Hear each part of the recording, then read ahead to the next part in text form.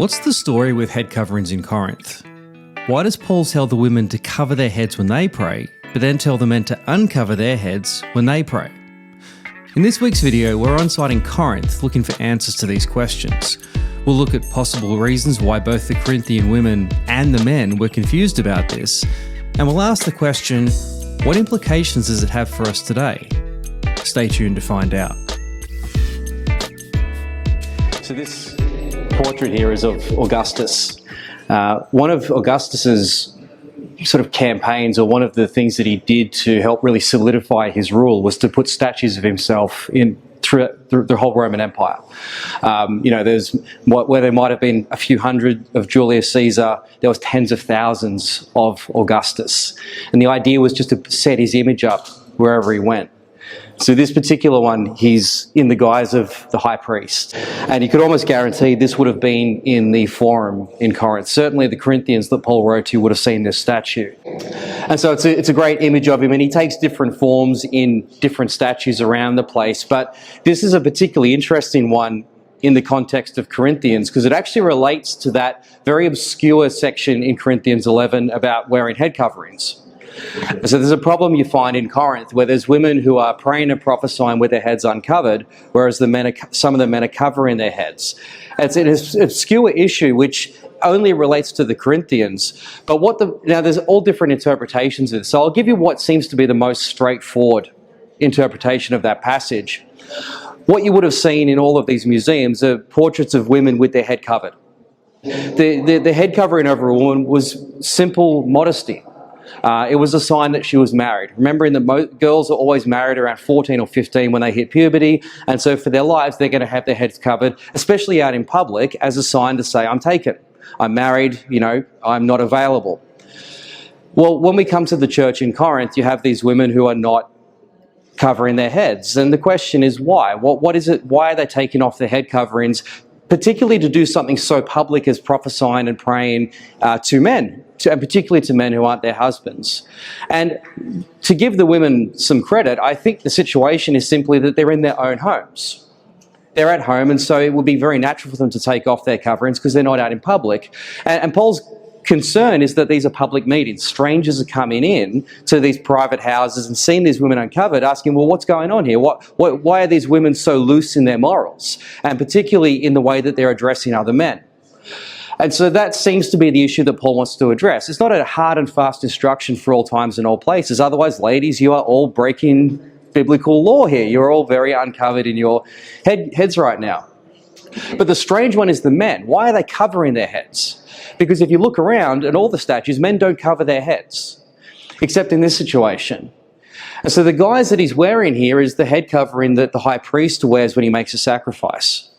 Because with Roman liturgy, it's very important that everything has to get done perfectly. And even more importantly, that there's no bad omens from the gods, that we shouldn't go ahead with the omen, with the sacrifice.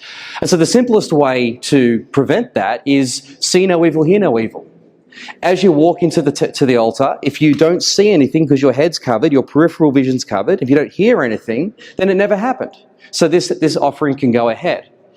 And so the assumption would be that some of the men in Corinth who are wealthier men, because to be a high priest of any temple, you've got to be wealthy, you've got to pay for that position.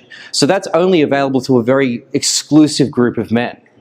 And so the suggestion is that the men in Corinth are covering their heads to say, when I come to this place of worship, I want to remind you that I am superior to you, which seems to be a common problem in Corinth.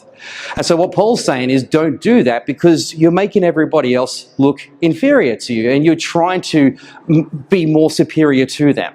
And that's not good. That's not what this worship is about.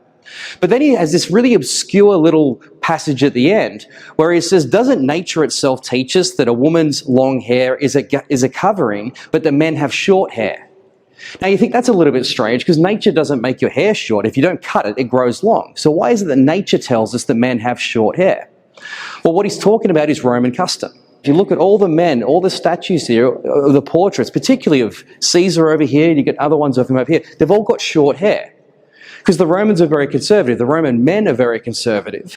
And so for the men, the idea is you have short hair. Men that have long hair in the Roman world are effeminate. They're women. So you got a great example down there at the end where you've got the Arch of the Conquered.